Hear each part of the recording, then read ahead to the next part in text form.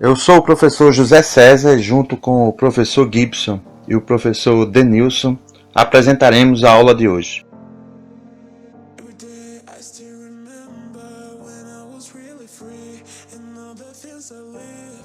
Olá pessoal, na aula de hoje vamos falar sobre as placas tectônicas, que são imensos blocos semirrígidos que estão localizados sob a litosfera.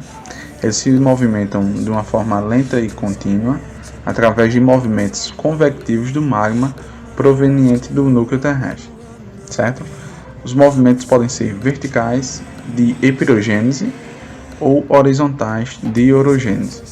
Há três tipos de placas tectônicas. São as placas oceânicas, que se encontram no assoalho oceânico, as continentais, que situam-se sob o continente, e as oceânicas e continentais, situadas sob o continente e no assoalho oceânico. Movimento das placas, epirogênese e orogênese. Os movimentos de epirogênese são dois: o movimento positivo, o de soerguimento, e o movimento negativo, que é o de rebaixamento, ok? No movimento positivo, ao soerguer, é formado o que chamamos de host. E no movimento negativo, a parte que é rebaixada chamamos de graben, ok? Movimentos de orogênese. Movimento convergente de placas. Ele acontece quando duas placas se convergem, se chocam, onde a mais densa afunda, beleza? O movimento divergente de placas acontece quando duas placas elas se afastam, ok?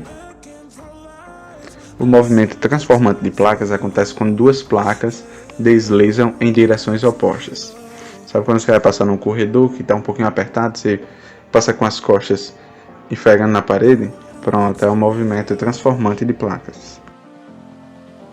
Um dos movimentos transformantes mais falados é o da falha de Sanders. E como podemos observar, ele parece que está um pouquinho enrugado, né? Então, isso é o acúmulo de tensão proveniente do movimento. Classificação dos relevos: montanha, planalto, depressão relativa e absoluta e planície. Montanhas são formadas pela ação de forças tectônicas. As mais jovens apresentam maior altura. Existem quatro tipos de montanhas: as vulcânicas, que se formam a partir de vulcões, as de erosão, que se formam em função do relevo ao seu redor, as falhadas, originadas a partir de falhas na crosta, e as dobradas, formadas a partir de dobramentos. Planaltos são terrenos mais altos que as planícies, com altitudes acima de 300 metros e às vezes são delimitados por escarpas, que são uma forma de relevo que envolve uma elevação aguda, e chapadas, que são formações rochosas acima de 600 metros, que possuem uma porção plana em sua superfície. Depressão são áreas abaixo de suas áreas vizinhas, ou seja, se um local apresenta uma montanha de um lado e um planalto do outro, o local mais abaixo, localizado entre os dois, será uma depressão, ok? Então, quando essa depressão está acima do nível do mar, chamamos ela de depressão relativa. E quando está abaixo do nível do mar, é considerada depressão absoluta. No Brasil só temos as chamadas depressões relativas. Planícies são terrenos planos de altitudes de 0 até 100 metros em relação ao nível do mar.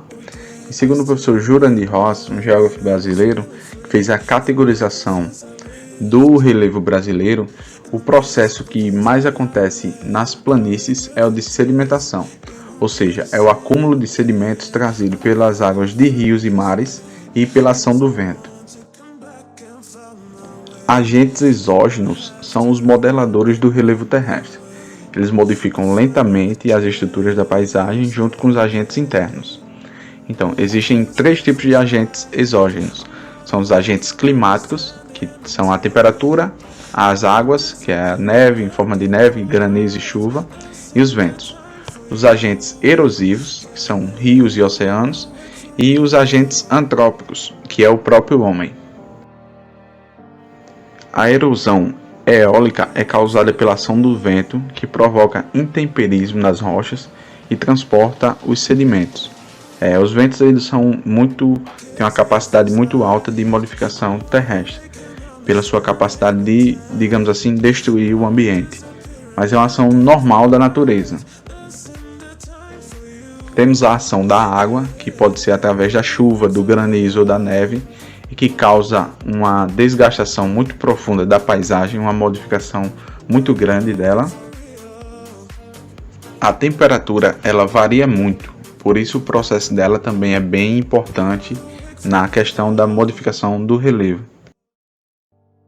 A ação antrópica é uma ação mais recente, estamos vivendo ela nesse exato momento. O homem cada vez mais está mudando a estrutura do planeta que a gente vive e algumas ações dessa têm muito impacto, seja agora, como estamos vivenciando, e futuramente as próximas gerações também vão presenciar toda essa modificação que está sendo feita agora.